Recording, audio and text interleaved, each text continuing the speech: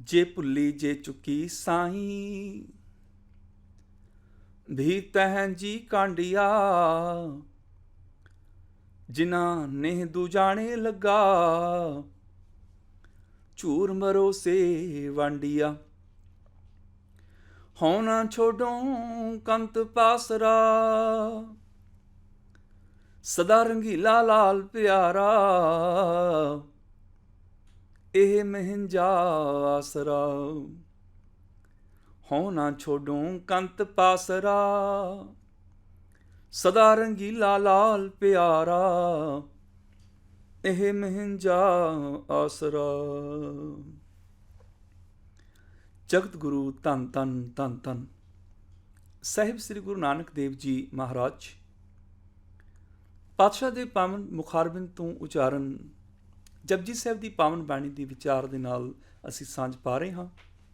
ਅੱਜ 37ਵੀਂ ਪੌੜੀ ਤੋਂ ਵਿਚਾਰ ਆਰੰਭ ਹੋਣ ਜਾ ਰਹੀ ਹੈ। ਵਿਚਾਰ ਆਰੰਭ ਕਰਨ ਤੋਂ ਪਹਿਲਾਂ ਬਹੁਤ ਹੀ ਪਿਆਰ ਸਹਿਤ ਫਤਿਹ ਬੁਲਾਓ ਜੀ। ਵਾਹਿਗੁਰੂ ਜੀ ਕਾ ਖਾਲਸਾ, ਵਾਹਿਗੁਰੂ ਜੀ ਕੀ ਫਤਿਹ। ਸਤਿਗੁਰੂ ਨਾਨਕ ਪਾਤਸ਼ਾਹ ਜੀ ਨੇ ਜਗਤ ਨੂੰ ਸਚਿਆਰ ਹੋਣ ਦਾ ਇੱਕ ਨਿਸ਼ਾਨਾ ਦਿੱਤਾ ਹੈ ਤੇ ਸਚਿਆਰ ਬਣਨ ਦੇ ਲਈ ਇੱਕੋ ਇੱਕ ਸਾਧਨ ਹੈ ਹੁਕਮ ਰਜ਼ਾਈ ਚੱਲਣਾ।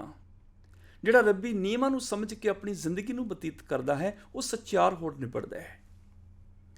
ਇਹਨਾਂ ਪੌੜੀਆਂ 'ਚ ਗੁਰੂ ਨਾਨਕ ਪਾਤਸ਼ਾਹ ਜੀ 5 ਅਵਸਥਾਵਾਂ ਦਾ ਜ਼ਿਕਰ ਕਰ ਰਹੇ ਹਨ ਕਿ ਜੇ ਕੋਈ 5 ਅਵਸਥਾਵਾਂ ਵਿੱਚ ਗੁਜ਼ਰ ਜਾਏ ਉਹ ਸੱਚ ਦੀ ਅਵਸਥਾ ਤੱਕ ਪਹੁੰਚ ਸਕਦਾ ਹੈ। ਔਰ ਹਰ ਮਨੁੱਖ ਦੇ ਵਿੱਚ ਸਚਿਆਰ ਬਣਨ ਦੀ ਸੰਭਾਵਨਾ ਹੈ। ਤਾਂ ਹੀ ਗੁਰੂ ਜੀ ਸਾਨੂੰ ਉਪਦੇਸ਼ ਕਰ ਰਹੇ ਹਨ, ਤਾਂ ਹੀ ਏਡਾ ਵੱਡਾ ਬਾਣੀ ਦਾ ਖਜ਼ਾਨਾ ਸਾਡੀ ਝੋਲੀ ਪਾਇਆ ਹੈ ਕਿ ਮਨੁੱਖ ਇਹ ਬਣ ਸਕਦਾ ਹੈ। ਪਹਿਲਾ ਹੈ ਧਰਮ ਖੰਡ। ਖੰਡ ਬਨੇ ਅਵਸਥਾ, ਧਰਮ ਦੀ ਅਵਸਥਾ। ਉਸ ਤੋਂ ਬਾਅਦ ਅਸੀਂ ਗਿਆਨ ਖੰਡ ਦੀ ਵਿਚਾਰ ਕੀਤੀ, ਫਿਰ ਸ਼ਰਮ ਖੰਡ, ਉਦਮ ਦੀ ਅਵਸਥਾ ਦੀ ਵਿਚਾਰ ਕੀਤੀ। ਇਸ ਤੋਂ ਅੱਗੇ ਇਸ ਪੌੜੀ ਵਿੱਚ ਹੁਣ 2 ਖੰਡਾਂ ਦੀ ਵਿਚਾਰ ਹੈ। ਅੱਜ ਦੀ ਇਸ ਵਿਚਾਰ ਵਿੱਚ ਸਤਿਗੁਰੂ ਪਾਤਸ਼ਾਹ ਸਾਡੇ ਜੀਵਾਂ ਤੇ ਮਹਿਰਾਮਤ ਕਰ ਰਹੇ ਹਨ। ਕਰਮ ਖੰਡ ਕੀ ਬਾਣੀ ਜ਼ੋਰ। ਕਰਮ ਦਾ ਅਰਥ ਹੈ ਬਖਸ਼ਿਸ਼। ਬਖਸ਼ਿਸ਼ ਦੀ ਅਵਸਥਾ ਕਿਹੜੀ ਹੈ? ਮੰਨ ਲਓ ਕੋਈ ਵਿਦਿਆਰਥੀ ਮਿਹਨਤ ਨਾਲ ਪੜ੍ਹਦਾ ਹੈ, ਅਨੁਸ਼ਾਸਨ ਵਿੱਚ ਰਹਿੰਦਾ ਹੈ, ਆਪਣੇ ਟੀਚਰਾਂ ਦਾ ਸਤਿਕਾਰ ਕਰਦਾ ਹੈ ਔਰ ਚੰਗੇ ਨੰਬਰ ਲੈ ਕੇ ਪਾਸ ਹੁੰਦਾ ਹੈ। ਫਿਰ ਉਹਦੇ ਉੱਪਰ ਬਖਸ਼ਿਸ਼ ਹੁੰਦੀ ਹੈ, ਉਹਨੂੰ ਵਜ਼ੀਫਾ ਵੀ ਮਿਲ ਜਾਂਦਾ ਹੈ। ਇਹ ਬਖਸ਼ਿਸ਼ ਜਿਹੜੀ ਹੈ ਇਹ ਬਣ ਗਿਆ ਕਰਮ। ਮੈਨੇ ਬਖਸ਼ਿਸ਼, ਦਾਤ ਮਿਲ ਗਈ। ਹੁਣ ਜਦੋਂ ਕੋਈ ਮਨੁੱਖ ਧਰਮ ਖੰਡ ਵਿੱਚ ਸ਼ਾਮਲ ਹੋ ਕੇ ਸੱਚ ਦੇ ਆਧਾਰ ਤੇ ਆਪਣੇ ਫਰਜ਼ ਪੂਰੇ ਕਰਦਾ ਹੈ, ਗਿਆਨਵਾਨ ਹੋ ਜਾਂਦਾ ਹੈ, ਉਦਮ ਕਰਕੇ ਉਸ ਗਿਆਨ ਨੂੰ ਆਪਣੀ ਜ਼ਿੰਦਗੀ 'ਚ ਵਸਾ ਲੈਂਦਾ ਹੈ, ਹੁਣ ਉਹ ਪਰਮੇਸ਼ਰ ਦੀਆਂ ਮਿਹਰ ਦੀਆਂ ਨਜ਼ਰਾਂ ਦਾ ਪਾਤਰ ਹੋ ਜਾਂਦਾ ਹੈ, ਬਖਸ਼ਿਸ਼ ਦਾ ਪਾਤਰ ਹੋ ਜਾਂਦਾ ਹੈ। ਕਰਮ ਖੰਡ ਕੀ ਬਾਣੀ ਜ਼ੋਰ। ਕਰਮ ਮੈਨੇ ਬਖਸ਼ਿਸ਼ ਦੀ ਅਵਸਥਾ ਦੀ, ਬਾਣੀ ਦਾ ਭਾਵ ਬਨਾਵਟ, ਰੂਪ ਰੇਖਾ। ਪ੍ਰਭੂ ਦੀ ਬਖਸ਼ਿਸ਼ ਦੀ ਰੂਪ ਰੇਖਾ ਕੀ ਹੈ? ਬਖਸ਼ਿਸ਼ ਕਿਵੇਂ ਹੋ ਜਾਂਦੀ ਹੈ? ਜੀਵਨ ਵਿੱਚ ਜ਼ੋਰ ਆ ਜਾਂਦਾ ਹੈ, ਤਾਕਤ ਆ ਜਾਂਦੀ ਹੈ, ਉਹ ਬਲਵਾਨ ਹੋ ਜਾਂਦਾ ਹੈ। ਉਹਦੇ ਪਿੱਛੇ ਹੁਣ ਰੱਬ ਦੀ ਤਾਕਤ ਕੰਮ ਕਰਦੀ ਹੈ। ਇਹਦਾ ਮਤਲਬ ਇਹ ਨਹੀਂ ਕਿ ਹੁਣ ਤਾਕਤ ਆ ਗਈ ਲੋਕਾਂ ਨਾਲ ਲੜਾਈਆਂ ਕਰਦਾ ਫਿਰਦਾ ਹੈ, ਲੋਕਾਂ ਦੀਆਂ ਪੱਗਾਂ ਲਾਉਂਦਾ ਫਿਰਦਾ ਹੈ, ਕਿਸੇ ਦੀ ਇੱਜ਼ਤ ਰੋਲਦਾ ਫਿਰਦਾ ਹੈ। ਨਹੀਂ, ਉਹਦੇ 'ਚ ਇੰਨੀ ਤਾਕਤ ਆ ਜਾਂਦੀ ਹੈ, ਉਹ ਸੱਚ ਤੇ ਪਹਿਰਾ ਦੇਣ ਲੱਗ ਜਾਂਦਾ ਹੈ। ਹੁਣ ਡੋਲਦਾ ਨਹੀਂ, ਉਹ ਇੰਨਾ ਬਲਵਾਨ ਹੋ ਜਾਂਦਾ ਹੈ, ਆਰੇ ਨਾਲ 2 ਟੁਕੜੇ ਹੋ ਜਾਣ ਫਿਰ ਵੀ ਉਹ ਸੱਚ ਨਾਲ ਸਾਥ ਦੇਣ ਵਾਸਤੇ ਝੂਠ ਨਾਲ ਟਕਰਾ ਜਾਂਦਾ ਹੈ। ਇੰਨਾ ਬਲਵਾਨ ਹੋ ਜਾਂਦਾ ਹੈ, ਆਪਣੇ ਬੰਦ ਕਟਾ ਲੈਂਦਾ ਹੈ, ਸੱਚ ਤੋਂ, ਧਰਮ ਤੋਂ, ਸਿਦਕ ਤੋਂ ਡੋਲਦਾ ਨਹੀਂ, ਥਿੜਕਦਾ ਨਹੀਂ, ਆਪਣੇ ਫਰਜ਼ਾਂ ਤੋਂ ਪਿੱਛੇ ਨਹੀਂ ਹਟਦਾ। ਉਹ ਵਾਲਾ ਜ਼ੋਰ, ਉਹ ਵਾਲੀ ਤਾਕਤ ਆ ਜਾਂਦੀ ਹੈ। ਕਰਮ ਖੰਡ ਕੀ ਬਾਣੀ ਜ਼ੋਰ। ਰੱਬ ਦੀ ਬਖਸ਼ਿਸ਼ ਦੀ ਅਵਸਥਾ ਜਿਹੜੀ ਹੈ ਉਹ ਬਨਾਵਟ ਹੈ, ਤਾਕਤ ਆ ਜਾਂਦੀ ਹੈ। ਸਰੀਰਕ, ਮਾਨਸਿਕ ਤੌਰ ਤੇ ਮਨੁੱਖ ਆਤਮਿਕ ਤੌਰ ਤੇ, ਬੌਧਿਕ ਤੌਰ ਤੇ ਬਲਵਾਨ ਹੋ ਜਾਂਦਾ ਹੈ। ਉਹਦੀ ਸੋਚ ਤਾਕਤ ਵਾਲੀ ਹੋ ਜਾਂਦੀ ਹੈ, ਅਸੀਮ ਹੋ ਜਾਂਦੀ ਹੈ। ਮਨ ਬਚ ਕਰਮ 'ਚ ਇਕਸਾਰਤਾ ਆ ਜਾਂਦੀ ਹੈ, ਰੱਬੀ ਗੁਣ ਉਹਦੇ ਜੀਵਨ ਵਿੱਚ ਆ ਜਾਂਦੇ ਨੇ। ਮਾਨਸਿਕ ਤੌਰ ਤੇ ਉਹ ਬਲਵਾਨ ਹੋ ਜਾਂਦਾ ਹੈ।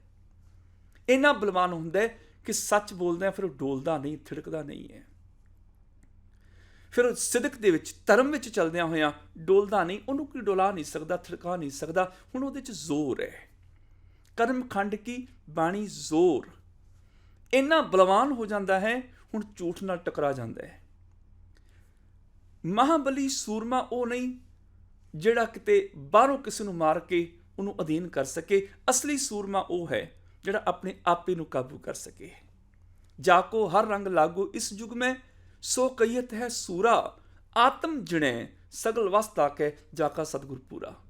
सूरमा ਉਹ ਹੈ ਜਿਹੜਾ ਰੱਬੀ ਗੁਣਾਂ ਨੂੰ ਜੀਵਨ ਵਿੱਚ ਧਾਰ ਲੈਂਦਾ ਹੈ, ਆਪਣੀ ਆਤਮਾ ਨੂੰ, ਨਿੱਜ ਨੂੰ ਜਿੱਤ ਕੇ ਆਪਣੇ ਮਨ ਨੂੰ, ਆਪਣੇ ਵਿਚਾਰਾਂ ਨੂੰ ਆਪਣੇ ਕੰਟਰੋਲ ਵਿੱਚ ਕਰ ਲੈਂਦਾ ਹੈ। ਉਹ ਸੂਰਮਾ ਹੋ ਕੇ ਨਿਬੜਦਾ ਹੈ, ਉਹ ਬਲਵਾਨ ਹੋ ਜਾਂਦਾ ਹੈ।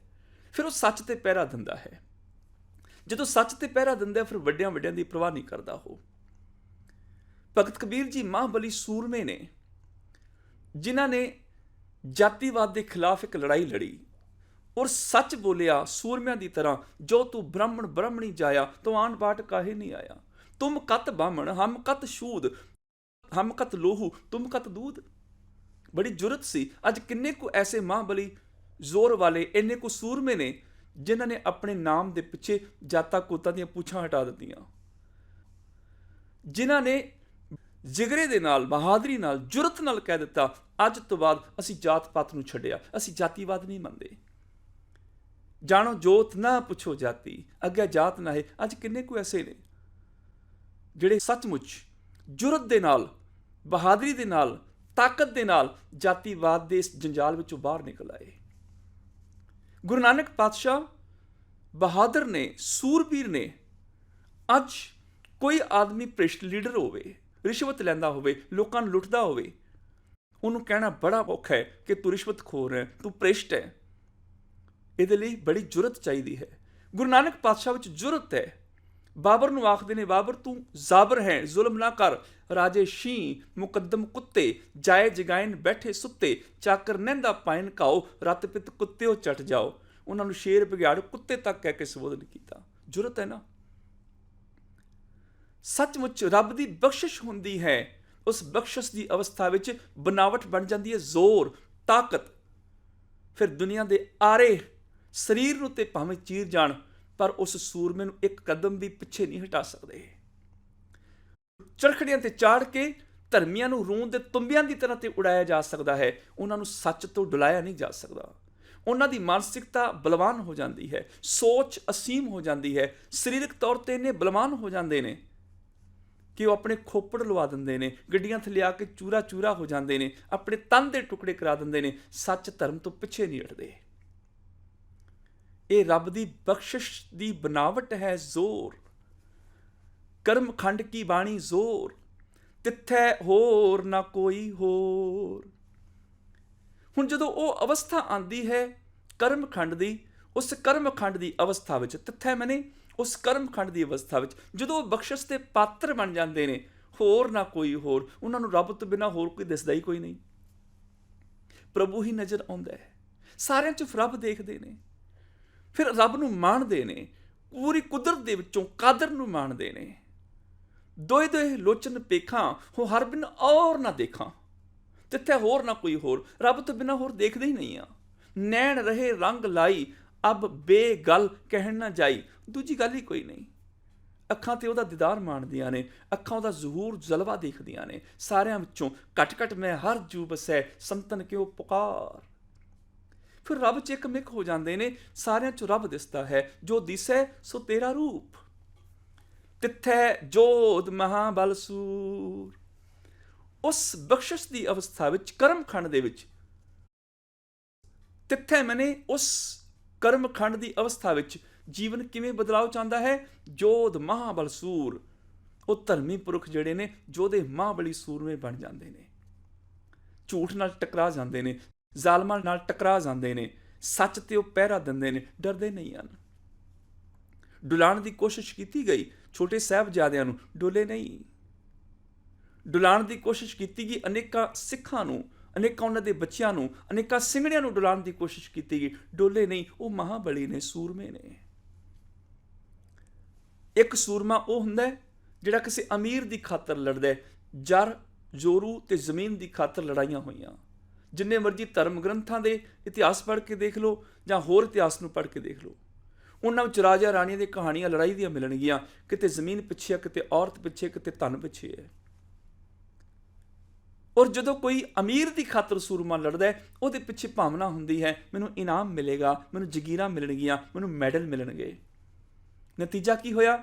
ਸੂਰਮਾ ਅਮੀਰ ਦੀ ਖਾਤਰ ਲੜਿਆ, ਕਿਸੇ ਰਾਜੇ ਨਵਾਬ ਦੀ ਖਾਤਰ ਲੜਿਆ, ਗਰੀਬ ਦੀ ਖਾਤਰ ਕੋਈ ਨਹੀਂ ਲੜਿਆ। ਗਰੀਬ ਦੇ ਹੱਕਾਂ ਲਈ ਕਿਸੇ ਨੇ ਜੁਰਤ ਨਹੀਂ ਕੀਤੀ। ਕਿਉਂ? ਕਿਉਂਕਿ ਗਰੀਬ ਦੀ ਖਾਤਰ ਲੜਨਾ ਤੇ ਨਿਸ਼ਕਾਮ ਹੋਣਾ ਪੈਣਾ। ਗਰੀਬ ਨੇ ਦੇਣਾ ਕੁਛ ਨਹੀਂ ਹੈ, ਨਾ ਉਹਨੇ ਮੈਡਲ ਦੇਣੇ ਨੇ, ਨਾ ਉਹਨੇ ਜਗੀਰਾਂ ਦੇਣੀਆਂ ਨੇ, ਉਹ ਆਪ ਝੌਂਪੜੀ 'ਚ ਰਹਿੰਦਾ ਹੈ। ਗਰੀਬ ਦੇ ਲਈ ਲੜਨ ਵਾਸਤੇ ਸੂਰਮੇ ਬਹਾਦਰ ਮਹਾਂਬਲੀ ਯੋਧੇ ਨੂੰ ਨਿਸ਼ਕਾਮ ਹੋਣਾ ਪੈਣਾ। ਹੋ ਸਕਦਾ ਹੈ ਉਹਨੂੰ ਆਪਣਾ ਘਰ ਘਾਟ ਗਵਾਉਣਾ ਪਵੇ, ਹੋ ਸਕਦਾ ਪਰਿਵਾਰ ਖਤਮ ਕਰਾਉਣਾ ਪਵੇ, ਹੋ ਸਕਦਾ ਉਹਨੂੰ ਆਪਣੇ ਆਪੇ ਨੂੰ ਵੀ ਮੁਕਾਉਣਾ ਪੈ ਜਾਏ, ਉਹਨੂੰ ਵੀ ਆਪਣੇ ਆਪ ਨੂੰ ਕੁਰਬਾਨ ਕਰਨਾ ਪੈ ਜਾਏ। ਇਸੇ ਕਰਕੇ ਗੁਰੂ ਜੀ ਆਖਦੇ ਨੇ, ਅਮੀਰ ਦੀ ਖਾਤਰ ਤੇ ਕੋਈ ਵੀ ਲੜ ਲਏਗਾ, ਜ਼ਰ ਜ਼ੋਰੂ ਜ਼ਮੀਰ ਦੀ ਖਾਤਰ ਤੇ ਕੋਈ ਵੀ ਲੜ ਲਏਗਾ। ਜ਼ਰ ਜ਼ੋਰੂ ਜ਼ਮੀਨ ਦੇ ਨਾਲੋਂ ਇੱਕ ਹੋਰ ਵੀ ਨਿਯਮ ਹੈ, ਉਹ ਹੈ ਮਜ਼ਲੂਮ ਦੀ ਖਾਤਰ ਲੜਨਾ। ਇੱਕ ਹੋਰ ਵੀ ਪੱਖ ਹੈ, ਜੇ ਤੂੰ ਗਰੀਬ ਦੀ ਖਾਤਰ ਲੜੇ ਸੂਰਮਾ ਤਾਂ ਹੋਏਗਾ। ਸੂਰਾ ਸੋ ਪਹਿਚਾਨੀ ਹੈ ਜੋ ਲੜੇ ਦੀਨ ਕੇ ਹੇਤ। ਇੱਥੇ ਦੀਨ ਦਾ ਅਰਥ ਹੈ ਗਰੀਬ।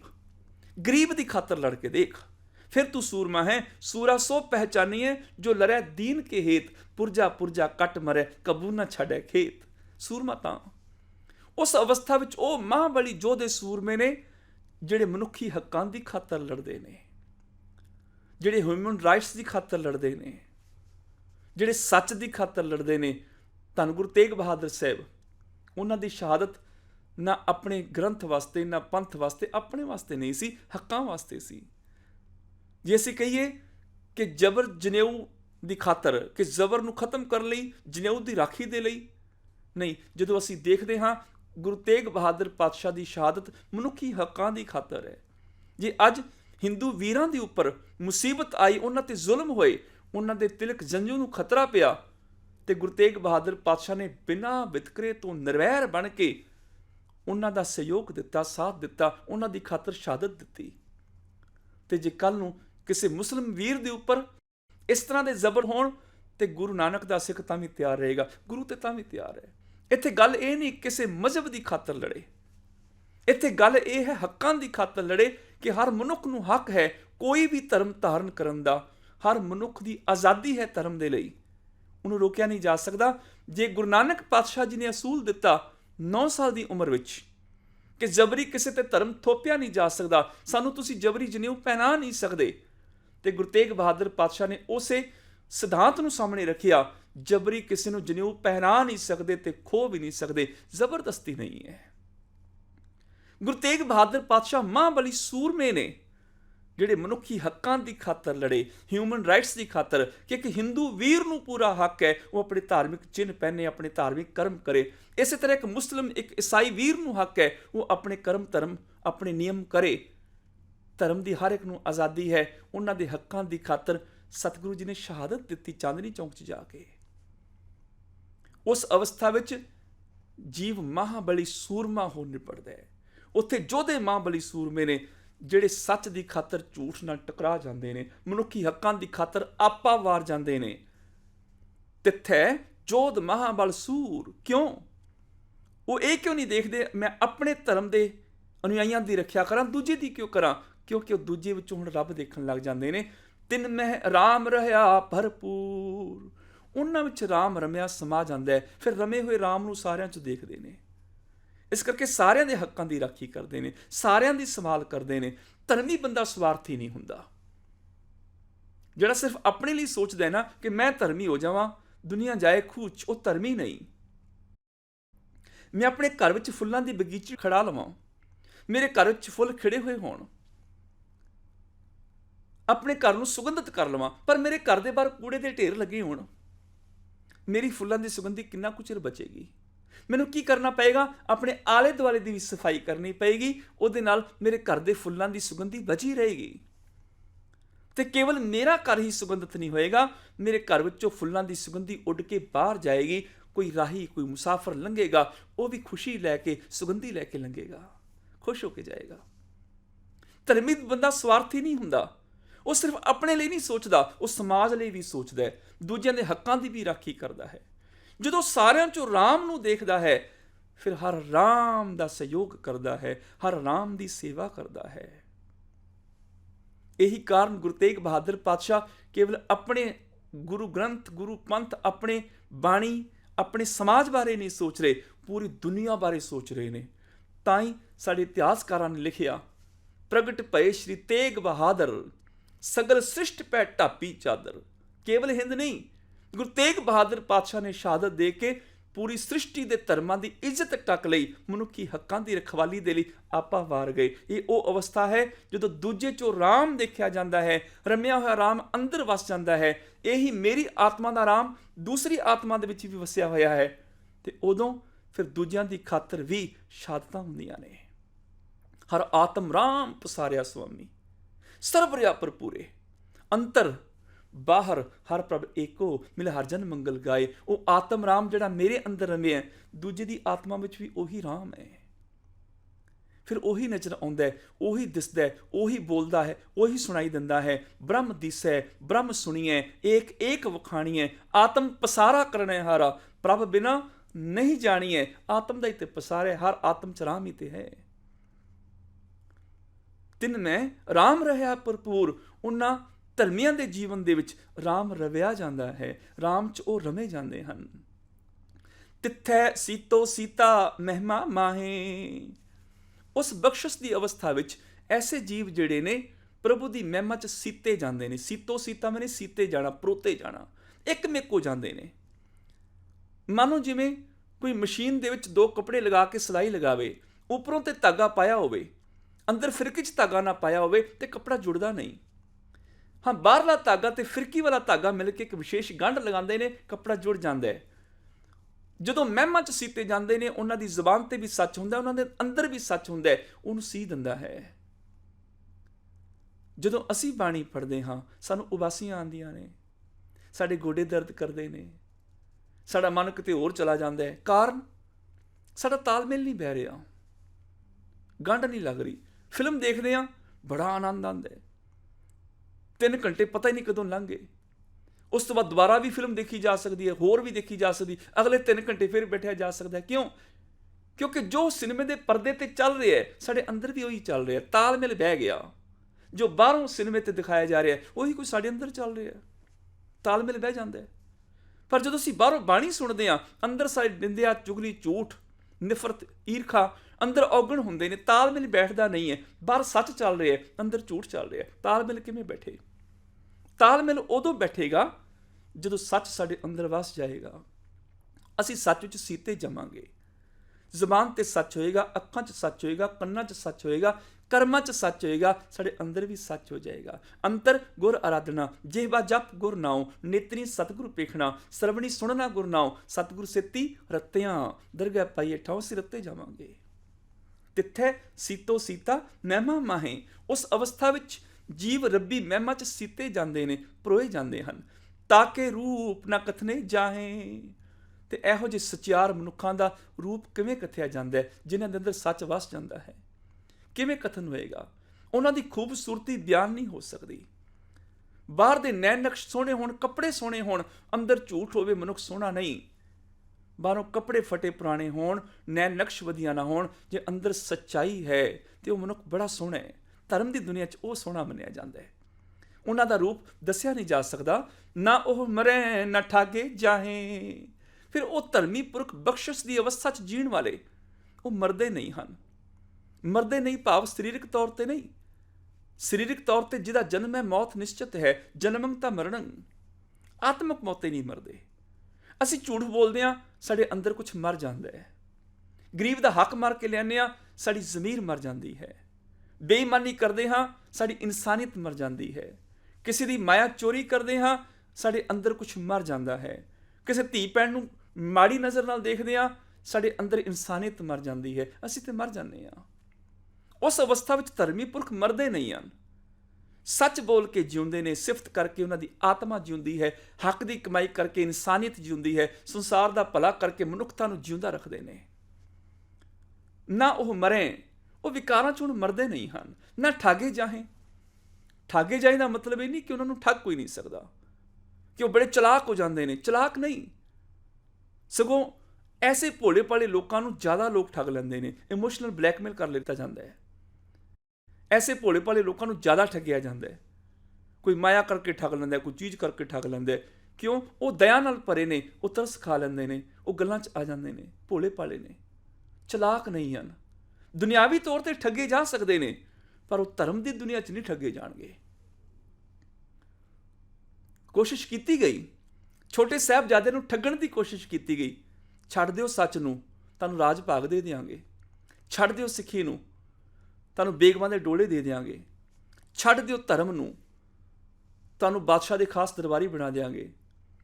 ਛੱਡ ਦਿਓ ਤੁਸੀਂ ਸੱਚਾਈ ਨੂੰ, ਛੱਡ ਦਿਓ ਸਿਦਕ ਨੂੰ, ਦੁਨੀਆ ਦੀ ਧਨ ਦੌਲਤ ਤੁਹਾਡੇ ਕਦਮਾਂ 'ਚ ਢੇਰ ਲਾ ਦਿਆਂਗੇ। ਪਰ ਸਾਹਿਬਜ਼ਾਦੇ ਠੱਗੇ ਨਹੀਂ ਗਏ, ਲਾਲਚ 'ਚ ਨਹੀਂ ਆਏ। ਉਹ ਆਖਦੇ ਨਹੀਂ ਸੀ ਸੱਚ ਤੇ ਅਡੋਲ ਹਾਂ, ਧਰਮ ਤੇ ਖੜੇ ਹਾਂ, ਸਿਦਕ 'ਚ ਪੱਕੇ ਹਾਂ, ਸਾਡੇ ਤਨ ਦੇ ਟੁਕੜੇ ਕਰ ਸਕਦੇ ਹੋ, ਪਰ ਅਸੀਂ ਡੋਲਾਂਗੇ ਨਹੀਂ। ਉਹਨਾਂ ਨੇ ਠੱਗਣ ਦੀ ਕੋਸ਼ਿਸ਼ ਕੀਤੀ ਲਾਲਚ ਦੇ ਦੇ ਕੇ, ਪਰ ਸਾਹਿਬਜ਼ਾਦੇ ਠੱਗੇ ਨਹੀਂ ਗਏ। ਉਹ ਸੱਚ ਤੇ ਅਡੋਲ ਰਹੇ। ਉਸ ਅਵਸਥਾ 'ਚ ਠੱਗਿਆ ਨਹੀਂ ਜਾ ਸਕਦਾ। ਨਾ ਉਹ ਮਰੇ, ਨਾ ਠਾਗੇ ਜਾਹੇ। ਆਤਮਿਕ ਤੌਰ ਤੇ ਮਰਦੇ ਨਹੀਂ ਹਨ, ਨਾ ਉਹ ਵਿਕਾਰਾਂ ਦੇ ਹੱਥੋਂ ਠੱਗੇ ਜਾਂਦੇ ਹਨ। ਜਿਨ ਕੈ ਰਾਮ ਵਸੈ ਮਨ ਮਾਹੇ, ਜਿਨ੍ਹਾਂ ਦੇ ਮਨਾਂ 'ਚ ਰਾਮ ਆ ਕੇ ਵਸ ਜਾਂਦਾ ਹੈ, ਕੌਣ ਉਹਨਾਂ ਨੂੰ ਠੱਗ ਸਕਦਾ ਹੈ? ਔਰ ਰਾਮ ਦੀ ਤਾਕਤ ਉਹਨਾਂ ਅੰਦਰ ਕੰਮ ਕਰਦੀ, ਉਹ ਸਾਰਿਆਂ 'ਚੋਂ ਰਾਮ ਦੇਖਦੇ ਨੇ। ਤਿੱਥੈ ਭਗਤ ਵਸੈ ਕੇ ਲੋ। ਕੇਵਲ ਇਹ ਨਹੀਂ ਵੀ ਗੁਰੂ ਨਾਨਕ ਸਾਹਿਬ ਦੀ ਬਾਣੀ ਕੇਵਲ ਸਿੱਖਾਂ ਲਈ ਹੈ। ਸਚਿਆਰ ਕੋਈ ਵੀ ਬਣ ਸਕਦਾ ਹੈ। ਇਸ ਅਵਸਥਾ ਨੂੰ ਕੋਈ ਵੀ ਪਾ ਸਕਦਾ ਹੈ। ਹਿੰਦੂ, ਮੁਸਲਿਮ, ਸਿੱਖ, ਈਸਾਈ, ਚੈਨੀ, ਪਾਰਸੀ, ਬੋਧੀ, ਯਹੂਦੀ, ਇੱਥੋਂ ਤੱਕ ਆਸਤਿਕ, ਨਾਸਤਿਕ ਜਿਹੜਾ ਰੱਬ ਨੂੰ ਨਹੀਂ ਮੰਨਦਾ। ਅਨੇਕਾਂ ਭਵਨਾਂ ਦੇ ਅਨੇਕਾਂ ਐਸੇ ਲੋਕ ਨੇ ਜਿਹੜੇ ਇਸ ਅਵਸਥਾ 'ਚ ਆ ਕੇ ਭਗਤ ਬਣ ਜਾਂਦੇ ਨੇ। ਤਿੱਥੈ ਭਗਤ ਵਸੈ ਕੇ ਲੋ। ਇਸ ਕਰਮਖੰਡ ਦੀ ਅਵਸਥਾ ਵਿੱਚ ਅਨੇਕਾਂ ਭਗਤ ਵਸਦੇ ਨੇ, ਅਨੇਕਾਂ ਲੋਹਾਂ, ਅਨੇਕਾਂ ਧਰਤੀਆਂ ਦੇ ਲੋਕ ਜਿਹੜੇ ਇਸ ਅਵਸਥਾ ਵਿੱਚ ਆ ਕੇ ਭਗਤ ਬਣ ਜਾਂਦੇ ਨੇ। ਕੋਈ ਵਿਤਕਰਾ ਨਹੀਂ, ਕੋਈ ਵੀ ਇਨਸਾਨ ਸੱਚਿਆਰ ਬਣ ਸਕਦਾ ਹੈ, ਸਿਰਫ ਇਹਨਾਂ ਗੁਣਾਂ ਨੂੰ ਧਾਰਨ ਕਰਕੇ। ਕਰੇ ਆਨੰਦ ਸੱਚਾ ਮਨ ਸੋਏ। ਉਹ ਜਿਹੜੇ ਧਰਮੀ ਪੁਰਖ ਨੇ, ਫਿਰ ਉਹ ਆਨੰਦ ਮਾਣਦੇ ਹਨ। ਉਹਨਾਂ ਦੇ ਅੰਦਰ ਸੱਚਾ ਵਸਦਾ ਹੈ, ਉਹਨਾਂ ਦਾ ਆਨੰਦ ਮੁੱਕਦਾ ਨਹੀਂ। ਅਸੀਂ ਪ੍ਰਸ਼ਾਦਾ ਛਕਿਆ, ਸਬਜ਼ੀ ਬੜੀ ਸਵਾਦ, ਕਹਿ ਦਿੱਤਾ ਆਨੰਦ ਆ ਗਿਆ। ਜਰਾ ਕੁਝ ਨਾ ਲੂਣ ਮਿਰਚ ਜ਼ਿਆਦਾ ਪਿਆ, ਸਾਡਾ ਆਨੰਦ ਉੱਡ ਪੁੱਡ ਜਾਂਦਾ ਹੈ, ਥਾਲੀਆਂ ਭੌਂ ਕੇ ਮਾਰਦੇ ਹਾਂ ਅਸੀਂ। ਉਹਨਾਂ ਦਾ ਆਨੰਦ ਨਹੀਂ ਮੁੱਕਦਾ। ਬੰਦ ਕੱਟੇ ਜਾ ਰਹੇ ਨੇ, ਉਹ ਆਨੰਦ ਦੇ ਵਿੱਚ ਨੇ। ਉਹਨਾਂ ਦਾ ਆਨੰਦ ਸਦਾ ਹੈ। ਕਰੇ ਆਨੰਦ ਸੱਚਾ ਮਨ ਸੋਏ। ਉਹਨਾਂ ਦੇ ਮਨਾਂ 'ਚ ਸੱਚਾ ਵਸ ਗਿਆ, ਸੱਚ ਉਹਨਾਂ ਦੇ ਅੰਦਰ ਟਿਕ ਗਿਆ। ਸੱਚਖੰਡ ਵਸੈ ਨਿਰੰਕਾਰ। ਹੁਣ ਪੰਜਵਾਂ ਖੰਡ ਆ ਗਿਆ, ਸੱਚ ਦੀ ਅਵਸਥਾ। ਉਹ ਅਵਸਥਾ ਹੈ ਵਸੈ ਨਿਰੰਕਾਰ, ਜਿੱਥੇ ਸਾਰਿਆਂ 'ਚੋਂ ਰੱਬ ਅਵਸਥਾ ਨਜ਼ਰ ਆਉਂਦਾ ਹੈ। ਇੱਥੇ ਕਈਆਂ ਨੇ ਕਿਹਾ ਕਿ ਮਰਨ ਤੋਂ ਬਾਅਦ ਵੱਖੋ ਵੱਖਰੇ ਸਟੇਸ਼ਨ ਆਉਂਦੇ ਨੇ, ਫਿਰ ਅੱਗੇ ਜਾ ਕੇ ਸੱਚਖੰਡ ਹੁੰਦਾ ਹੈ। ਗੁਰੂ ਜੀ ਜਿਉਂਦਿਆਂ ਜੀ ਦੀ ਗੱਲ ਕਰ ਰਹੇ ਨੇ। ਖੰਡ ਮੈਨੇ ਅਵਸਥਾ, ਜਿਵੇਂ ਧਰਮ, ਗਿਆਨ, ਸ਼ਰਮ, ਕਰਮ, ਉਦਾਂ ਹੀ ਸੱਚ ਦੀ ਅਵਸਥਾ ਕੀ ਹੈ? ਵਸੈ ਨਿਰੰਕਾਰ। ਜਦੋਂ ਸਾਰਿਆਂ 'ਚੋਂ ਰੱਬ ਵਸਦਾ ਨਜ਼ਰ ਆਉਂਦਾ ਹੈ, ਕਰ ਕਰ ਵੇਖੈ ਨਦਰ ਨਿਹਾਲ, ਉਦੋਂ ਸਮਝ ਪੈਂਦੀ ਹੈ ਜੀਵ ਨੂੰ, ਪ੍ਰਭੂ ਆਪ ਹੀ ਤੇ ਜੀਵਨ ਨੂੰ ਪੈਦਾ ਕਰਕੇ ਸਮਾਇਆ ਹੋਇਆ, ਆਪ ਹੀ ਤੇ ਵੇਖੈ ਸੰਭਾਲ ਕਰ ਰਿਹਾ, ਆਪ ਹੀ ਸਾਰਿਆਂ ਦੇ ਉੱਪਰ ਮਿਹਰ ਦੀ ਨਜ਼ਰ ਕਰਕੇ ਨਿਹਾਲ ਕਰ ਰਿਹਾ। ਕਰ ਕਰ ਵੇਖੈ ਨਦਰ ਨਿਹਾਲ, ਆਪ ਹੀ ਵੇਖ ਰਿਹਾ, ਵਾਚ ਰਿਹਾ, ਸਾਡੇ ਗੁਣਾਂ ਨੂੰ ਦੇਖ ਰਿਹਾ ਹੈ। ਮੈਂ ਝੂਠ ਬੋਲਦਾ ਹਾਂ, ਮੇਰੇ ਗੁਣਾਂ ਨੂੰ ਦੇਖ ਰਿਹਾ, ਸੱਚ ਬੋਲਦਾ ਦੇਖ ਰਿਹਾ। ਕੋਈ ਬੱਚਾ ਨਹੀਂ ਪੜ੍ਹਾਈ ਕਰ ਰਿਹਾ, ਉਹ ਆਪਣੇ ਨਿਯਮਾਂ ਦੇ ਵਿੱਚ ਨੂੰ ਫਲ ਦੇ ਰਿਹਾ, ਫੇਲ ਕਰ ਰਿਹਾ, ਇਹ ਨਹੀਂ ਦੇਖ ਨਹੀਂ ਰਿਹਾ। ਕੋਈ ਬੱਚਾ ਪੜ੍ਹ ਰਿਹਾ, ਉਹ ਤਾਂ ਵੀ ਵੇਖ ਰਿਹਾ ਕਿ ਇਹਨੇ ਪੜ੍ਹਾਈ ਕੀਤੀ, ਨੰਬਰ ਦੇ ਰਿਹਾ, ਪਾਸ ਕਰ ਰਿਹਾ, ਹਰ ਕਰਮ ਦਾ ਫਲ ਦੇ ਰਿਹਾ ਹੈ। ਕਰ ਕਰ ਵੇਖੈ ਨਦਰ ਨਿਹਾਲ। ਤੇ ਜਦੋਂ ਕੋਈ ਸ਼ੁਭ ਕਰਮ ਕਰਕੇ ਉਹਦੀ ਨਜ਼ਰ ਦਾ ਪਾਤਰ ਬਣ ਜਾਂਦਾ ਹੈ, ਉਹਨੂੰ ਨਿਹਾਲ ਕਰ ਦਿੰਦਾ ਹੈ, ਉਹਦੀ ਜ਼ਿੰਦਗੀ ਆਨੰਦਿਤ ਕਰ ਦਿੰਦਾ ਹੈ। ਤਿੱਥੈ ਖੰਡ ਮੰਡਲ ਵਰਪੰਡ। ਹੁਣ ਉਹ ਅਵਸਥਾ ਹੈ ਜਿਸ ਅਵਸਥਾ ਵਿੱਚ ਜਿੱਥੇ ਵੀ ਖੰਡ ਮੰਡਲ ਬ੍ਰਹਿਮੰਡ ਨੇ, ਉਸ ਅਵਸਥਾ ਵਿੱਚ ਸਾਰਿਆਂ ਵਿੱਚੋਂ ਰੱਬ ਦੇਖਦਾ ਹੈ। ਜੇ ਕੋ ਕਥੈ ਤਾਂ ਅੰਤ ਨਾ ਅੰਤ। ਉਹਨੂੰ ਇੰਨੇ ਖੰਡ ਬ੍ਰਹਿਮੰਡਾਂ ਦੀ ਸੋਝੀ, ਭਾਵ ਉਹਨੂੰ ਪ੍ਰਭੂ ਦੇ ਅਨੰਤ ਪਸਾਰੇ ਦਾ ਪਤਾ ਚੱਲਦਾ ਹੈ ਕਿ ਪ੍ਰਭੂ ਦਾ ਪਸਾਰਾ ਅਨੰਤ ਹੈ, ਉਹਦਾ ਅੰਤ ਨਹੀਂ ਹੈ। ਜੇ ਕੋਈ ਕਥਨਾ ਵੀ ਚਾਹੇ ਤੇ ਕਿਵੇਂ ਕੋਈ ਗਿਣੇਗਾ? ਜੇ ਕੋਈ ਗਿਣਤੀ ਵੀ ਕਰਨਾ ਚਾਹੇ ਕਿਵੇਂ ਗਿਣੇਗਾ? ਜੇ ਕੋ ਕਥੈ ਤਾਂ ਅੰਤ ਨਾ ਅੰਤ। ਤਿੱਥੈ ਲੋ ਲੋ ਆਕਾਰ। ਉਸ ਅਵਸਥਾ ਵਿੱਚ ਉਹਨੂੰ ਸਮਝ ਪੈ ਜਾਂਦੀ ਹੈ, ਅਨੇਕਾਂ ਲੋਕ ਨੇ, ਅਨੇਕਾਂ ਲੋਕਾਂ ਵਿੱਚ ਆਕਾਰ ਨੇ। ਇੱਕ ਛੋਟੇ ਜਿਹੇ ਕੀੜੇ ਤੋਂ ਲੈ ਕੇ ਹਾਥੀ ਤੱਕ, ਜਾਂ ਇਸ ਤੋਂ ਵੀ ਅਨੇਕਾਂ ਵੱਡੇ, ਤੇ ਕੀੜੇ ਤੋਂ ਵੀ ਅਨੇਕਾਂ ਛੋਟੇ, ਭਾਵ ਹਰ ਕਿਸਮ ਦੇ ਆਕਾਰ ਹਰ ਇੱਕ ਦੁਨੀਆ ਦੇ ਵਿੱਚ ਹੋਣਗੇ। ਉਹਨੂੰ ਅਨੰਤ ਪ੍ਰਭੂ ਦੀ ਕੁਦਰਤ ਦਾ ਪਤਾ ਚੱਲਦਾ ਹੈ। ਜਿਵੇਂ ਜਿਵੇਂ ਹੁਕਮ ਤਿਵੈ ਤਿਵਕਾਰ।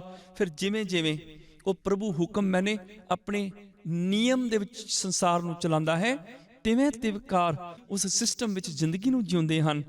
ਵੇਖੈ ਵਿਗਸੈ ਕਰ ਵਿਚਾਰ, ਉਹ ਵੇਖਦਾ ਵੀ ਹੈ, ਵੇਖ ਕੇ ਖੁਸ਼ ਹੋ ਰਿਹਾ, ਆਨੰਦਿਤ ਹੋ ਰਿਹਾ, ਕਰ ਵਿਚਾਰ ਸਾਡੇ ਕਰਮਾਂ ਦੀ ਨਾਲੋਂ ਨਾਲ ਵਿਚਾਰ ਕਰ ਰਿਹਾ ਹੈ। ਤੇ ਜਿਹੜਾ ਸ਼ੁਭ ਗੁਣਾਂ ਨੂੰ ਜਾਣਦਾ ਫਿਰ ਠੱਗਿਆ ਨਹੀਂ ਜਾਂਦਾ। ਆਮ ਲੋਕ ਠੱਗੇ ਜਾਂਦੇ ਨੇ।